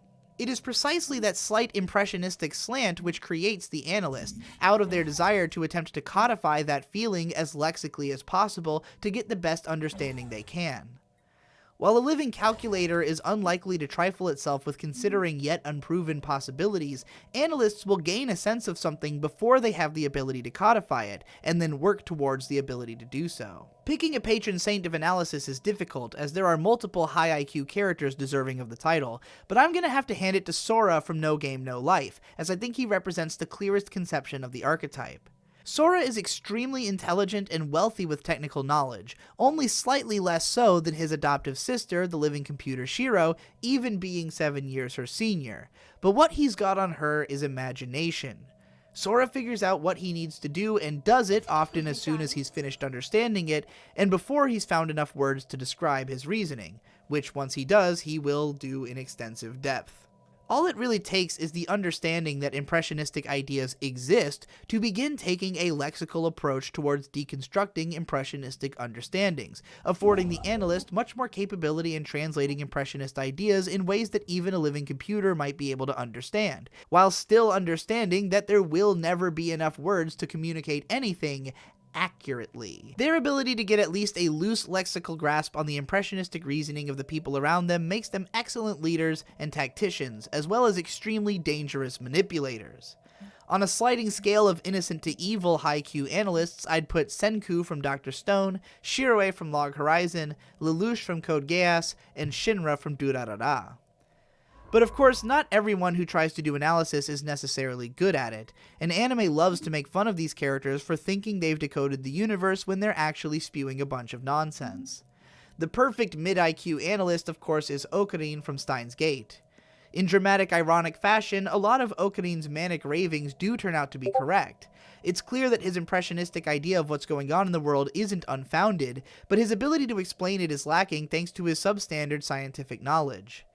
Haruko from Fulikuli is similarly rambunctious and seems to think she has all the answers, having an easy time manipulating a naive child like Naota, but in the end she underestimates Naota and is undone by her loose and somewhat idiotic approach to her goals. In more realistic contexts, these characters are most often obsessive otaku with a propensity for dispensing long-winded analytical diatribes. Madarame from Genshiken is the realist take on this type, while Konata from Lucky Star mercifully moeifies it. Keima from The World God Only Knows and Erika from Durarara are somewhere in between. Araragi from Monogatari is less of an out-and-out otaku, but thinks exactly like one. Itoshiki from Sayonara Zetsubo Sensei would probably never admit he was an otaku, and by the way, Hiroshi Kamiya voices like half of these characters. Low IQ analysts aren't that common, but if anyone out there is working hard, it would be Naofumi from Rising of the Shield Hero, who finds himself at odds with the society on the whole, and is constantly running through an angry, disorganized analysis in his mind of how much of a piece of shit everyone is. So now that we've reached the end of this column, which anime would I consider representative of somewhat lexical thought? I think reasonable people will probably enjoy some of the shonen with older protagonists like Yu Yu Hakusho, Bleach, or One Punch Man, as fairly straightforward and aesthetically cool shows. Caretakers will find a lot to relate to in a heavy way with Beastars, and a lighter way with Toradora, while enjoying lighter fare like Shirayuki Hime, or especially if you're a somewhat sarcastic guy, any of the early Kyoto Animation shows. Quick-witted viewers might enjoy stuff like Spice and Wolf, Crest of the Stars, Karekano, Durarara, Humanity Has Declined, Konosuba, Cromartie High School, or basically anything really. I mean, anime is largely made for people in these lateral mid categories.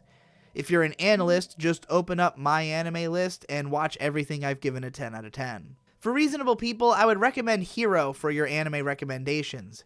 Caretakers would probably appreciate Super Eye Patch Wolf and Keiko Cat. Quick-witted people might appreciate Core, and really most anime analysis channels, and of course, if you consider yourself to be an analyst, then you probably feel like most anime analysis videos just state conclusions you've already come to, or would have if you watched the same thing. There's only one place where you can come for analysis of analysis itself, and that place is right here on the Digibro channel. Now, it's time for us to finally cross over to the impressionistic side of the chart. Category 9, clear-sighted. Very linear, fairly impressionist. Impressionistic understanding is often referred to as emotional or non-verbal understanding, including in this video for the sake of variety and ease of understanding. But neither of those is quite accurate. Lexical thinking does not mean thinking in words, per se, but thinking with lexemes, i.e. the units of a lexicon. You may have heard analysts refer to the idea of a visual lexicon before, referring to images which become lexemes within the visual language of a medium, which are then repeated by an artist or by other artists. Even a computer could technically create an original image by calculating visual possibilities on the basis of analyzing images in terms of lexemes.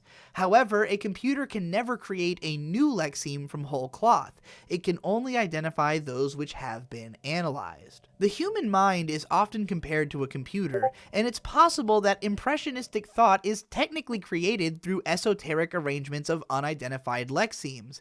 But we have yet to find a way to program a computer to do this automatically at a level which even approaches what the human mind is capable of impressionistically. Extending this computer metaphor, one could think of the laterality of thought as being similar to a computer's random access memory. However, whereas a computer has to be commanded to use its RAM, a human has to make an extreme concerted effort through meditation to shut it off.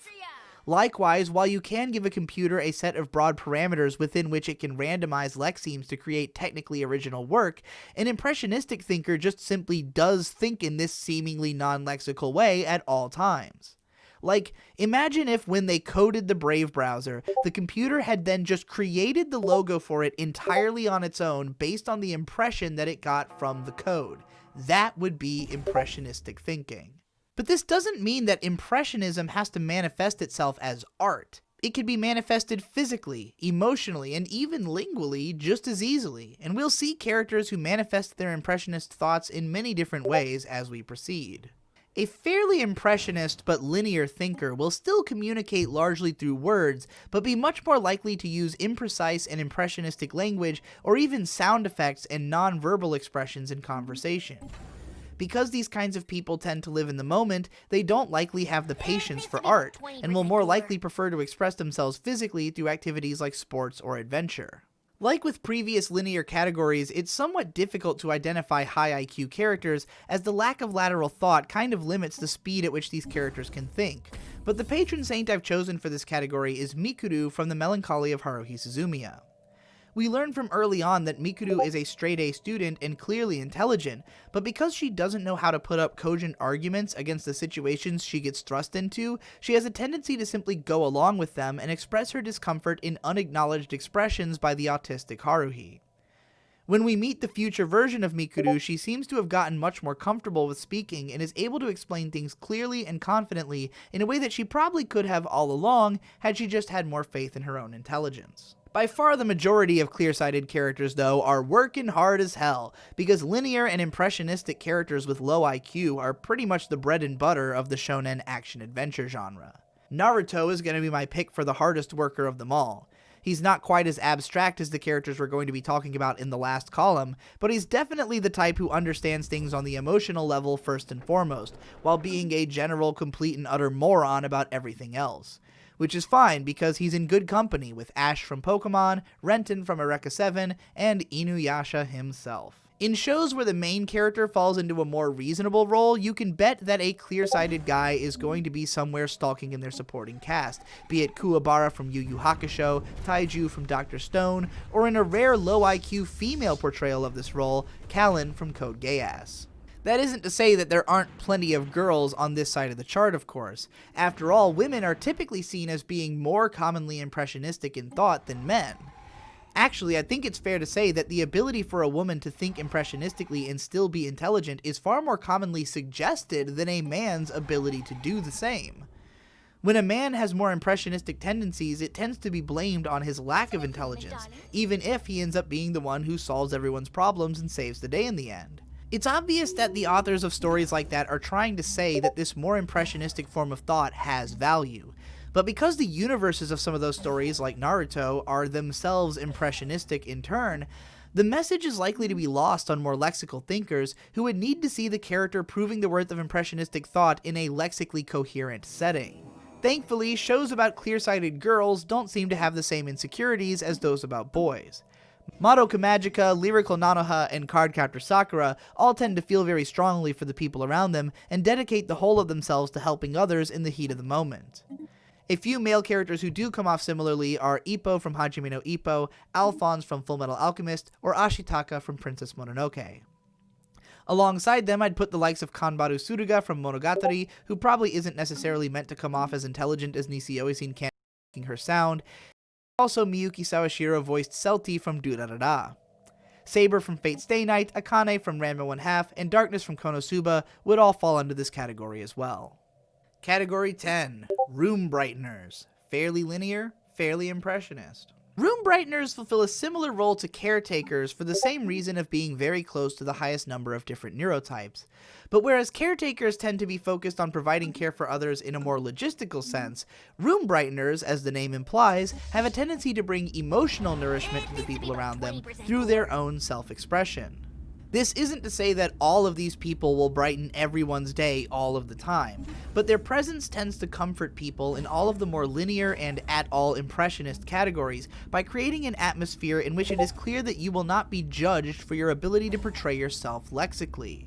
Because these people have more than a singular train of thought, they are capable of developing front-facing personas that they don't have to intellectually embody in the same way that linear thinkers do, allowing them to craft those personas. And whereas lexical thinkers will craft these personas around systems of logic, impressionists will craft them around systems of aesthetic. My patron saint of room brighteners is Nyanta from Log Horizon. Nyanta is an older gentleman, a hardcore role-playing furry that says nya at the end of his sentences, and acts like a swashbuckling knight of some denomination. He is intelligent and wise, patient and considerate, understanding, and highly capable of communicating even with more lexical thinkers through carefully worded metaphor. His presence is a comfort to others because you'll never feel like you have to put on airs around a guy who talks and acts like a cat, no matter how sagely the stuff he says. It's no surprise that the caretaker Serara admires him so much. Porco Rosso has a similar presence to Nyanta, even if his disarming appearance wasn't crafted as a matter of choice. A room brightener has a lot more opportunity to succeed even with relatively low intelligence than other categories because people are generally drawn to their presence, which is why I nearly titled this category Pop Stars. And after all, Minmay from Macross keeps working hard at her family's restaurant even after becoming a famous pop idol aboard the Macross. Minmay has her own kind of wisdom in places, so I wouldn't go so far as to call her a total fucking moron, but she certainly knows how to act like one. But it's not like everyone who's born to be a pop star necessarily gets the opportunity. Dororo is without a doubt a delightful personality, but as an orphan child in feudal Japan, their gift of gab isn't good for much more than trying to sweet-talk people. Fu from Samurai Champloo is older, cuter, and further in the future, so she fares a little bit better. Galko-chan has this effect on people, but her particular choice of aesthetic also leads to a lot of misunderstandings. Ayame from Shimoneta would be an absolute blast if she wasn't trapped in a society in which the concept of dirty jokes doesn't exist, thanks to regulation. Kazuma from Konosuba is definitely this kind of person, but because he's such a bastard, no one wants to admit how much they love him, but everyone does. Not all of these thinkers are as self-assured or outwardly expressive as those, though. Characters like Mayoi from Monogatari, Tsukasa from Lucky Star, or Yunochi from Hidamari Sketch are comparably low-key, and part of Yuno's arc is her journey to discover her own aesthetic out of an admiration for the impressionist output of other creators. Naota from Fulikuli seems like someone who thinks this way, but is only just coming to even understand himself by the end of the show. This kind of frustration can be seen in Soul Eater as well, who is much more outwardly aesthetically driven, but also hasn't quite nailed down exactly the kind of person that he wants to be yet. Masaomi from Durarara is in a similar position, though he's been put there as much by external forces as by inner conflict. Category 11. Shadow Caretakers. Fairly lateral, fairly impressionist. In a similar way to how caretakers seem inclined to assist more lateral and more impressionistic thinkers to organize themselves, shadow caretakers seem driven to do something similar in reverse, offering emotional comfort to more lexical and linear thinkers, because they find themselves in the middle of all the extremes. However, while these people may be uniquely predisposed to understanding and knowing how to help others, they don't necessarily have the words to explain their complex impressionistic ideas. These people will most likely develop a powerful sense of defeat over the course of their life at how often they are misunderstood, and will either need to constantly refine their communication to reach people more clearly, or give up and simply choose to explain themselves as little as possible, except in contexts where they are made to feel comfortable speaking freely. This guardedness can keep them feeling distant to even the people that they care about the most, and keep them watching those people from the shadows more so than directly interacting. Given that I named this category Shadow Caretakers, a lot of these characters will fit that description very literally, but my patron saint of the category definitely doesn't. She's the loud and boisterous Asuka from Neon Genesis Evangelion. Asuka is an obsessive admirer of the high IQ room brightener Kaji, for whom coolness and charisma are second nature. Asuka thinks similarly to Kaji, but her lexicon for projecting her idea of coolness is vastly more complex. She obsessively customizes her behavior in order to craft a specific character that she considers to represent her innermost intentions about her identity. But to more linear thinking observers who aren't used to the idea of a more chaotically crafted identity, the level of craft put into her performance gives it an appearance of facade. Asuka is smart enough to be aware of this, which is why she's gone out of her way to learn how to justify herself lexically, readily diving into explanations about why her worldview is correct, because she can't tolerate people getting the wrong idea about her impressionistically expressed intentions. What Asuka desires more than anything is just for someone to appreciate the level of effort that she's putting into accomplishing her goals while remaining true to herself. But her trueness to herself isn't appreciated by anyone else, who would prefer that she turn off those abrasive parts of her personality in order to cooperate.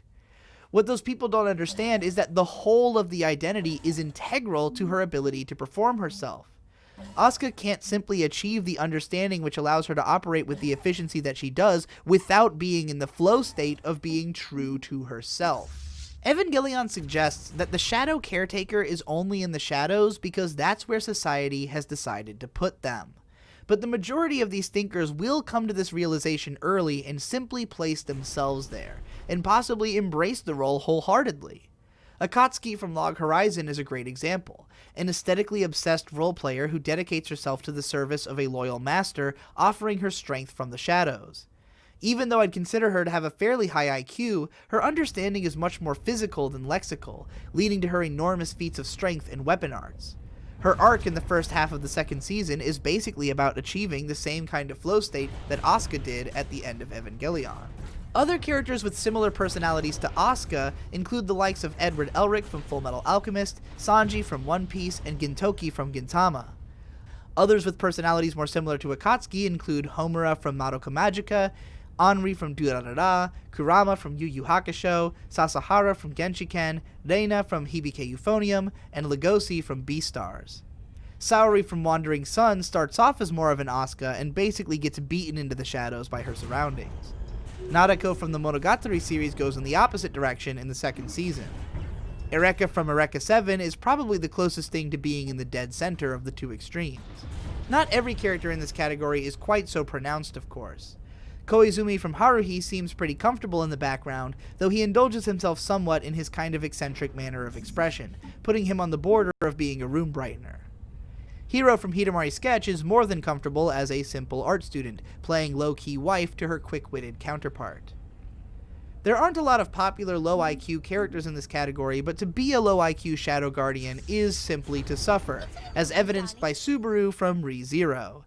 This guy has no idea who the hell he's supposed to be or what the fuck he's supposed to do, so he's working hard, ramming his head against every wall in his path until it breaks. Poor bastard.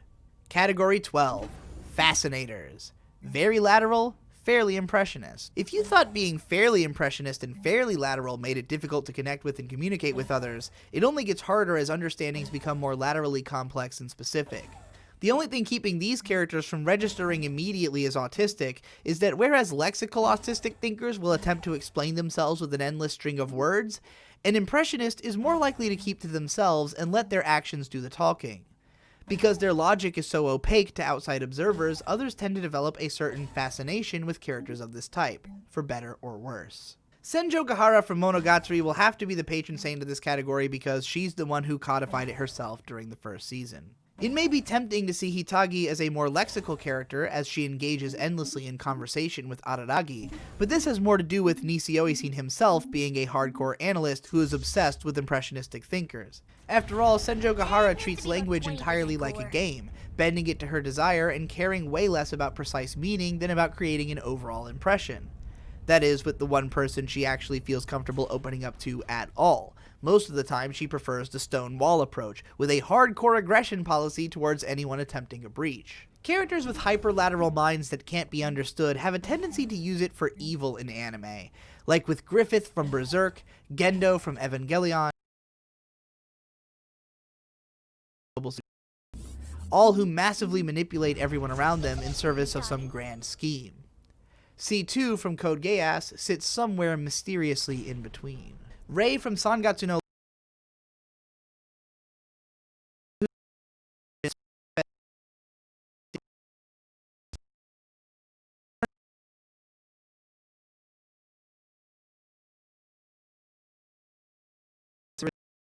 literally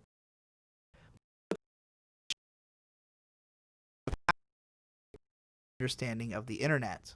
But what if one of these characters flat out didn't care what others thought of them and just laid out the full breadth of their impressionistic, hyperlateral thinking right out on the surface?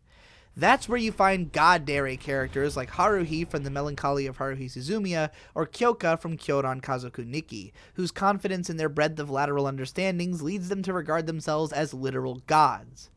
Kyoka is more often correct, though Haruhi is extremely intelligent for a high schooler, but if you want to see a lower IQ version of this character, look no further than Isaac from Bakano, whose self-confidence persists in spite of frequent failures, only offset by what seem like inexplicable successes. Perhaps the most relaxed character in this category is Tsumugi from K-On!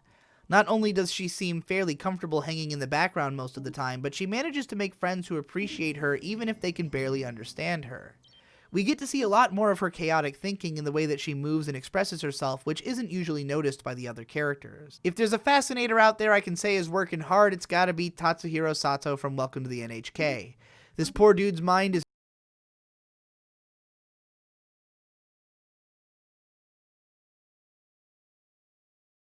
end of this column. I hope you've got a fair impression of impressionistic thinking. I think the anime which best represents the clear-sighted archetype would be just about any magical girl show, especially Nanoha and Madoka, and plenty of shonen action stuff for younger audiences like Naruto, Eureka 7, or Pokemon. Room brighteners might relate with Konosuba, Dororo, Fooly Cooly, Soul Eater, and Galco. Silent Guardians are perhaps best represented by Beastars and Hibike Euphonium, with great characters in Evangelion and Madoka Magica, Wandering Sun, Genshin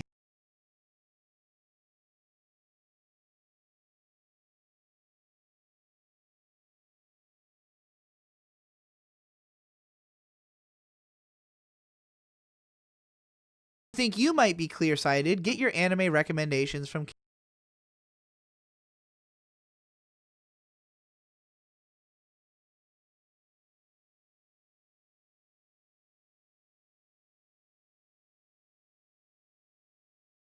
look into KYDB and Catgirl Research Society.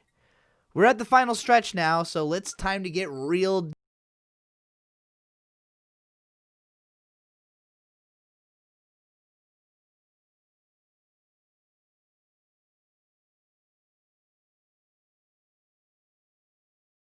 that you're often going to the trouble to stop and recount what's happened to put it into lexical terms for someone else, especially if you're smart enough that your seemingly impulsive decisions prove to be the right ones a lot of the time. Instinctually driven characters and people will always be the most popular, because they are capable of making the right choices in ways that are totally inexplicable to anyone else. They are the least pretentious and easiest characters to project yourselves onto, because any lexical reasoning that you apply to their actions is more specific than what has been stated in the text.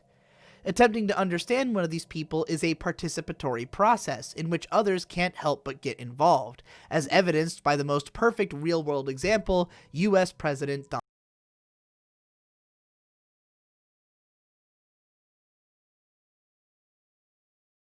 Trump did. In the end, the safest bet is to look at their rate of success versus failure, and how quickly they learn from their mistakes and change course. While my choice of patron saint is still too young in the story to really flex any kind of intellect, I think Gon from Hunter x Hunter is presented as much more understanding and adaptable than most of the characters in this archetype. He's a lot more likely to actually take that extra second to think things through if he's not completely sure what to do, but when pressed, he'll clock into overdrive and let his instincts run wild. If anyone's been working hard in this category, you know it's everyone's favorite boy, Guts from Berserk. I've touched on this archetype previously in my video Interesting Anime Protagonists, but in spite of this trope being fairly common to anime and manga, there aren't a lot of stories which really try to capture the strengths and weaknesses of this manner of thinking in the way that Berserk does. Guts lives an incredibly harsh life from the very beginning, but the strength of his instincts always guides him to the top of physical confrontation, even if he can barely string together a sentence. When considering one of these characters is lower or higher IQ, I think we should consider their adaptability to different situations. Guts is basically useless in any context besides a battlefield, whereas Gon is actually capable of higher learning in addition to instinctual battle prowess. With that in mind, the following list is organized from what I would consider lowest to highest IQ based on the character's failure rate of understanding and decision making. Ryoga from Ranma 1/2, Shiro from Fate Stay Night, Mugen from Samurai Champloo, Goku from Dragon Ball Z, Luffy from One Piece, Space Dandy, Rei from Neon Genesis Evangelion, and Misaka from A Certain Magical Index. Category 14, Impressionists.